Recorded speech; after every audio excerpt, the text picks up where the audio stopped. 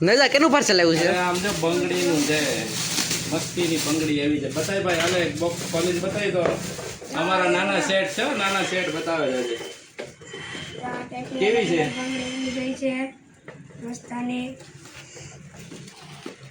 બસ એમ આમ સરસ મજાની દેખાય ને એમ બતાય. હા છે ને મસ્ત આઈટમ.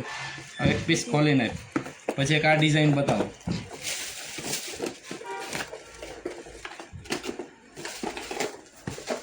આમાં મસ્તીની 3 ડિઝાઇન બનીને જ આવી છે આ રીતની. હવે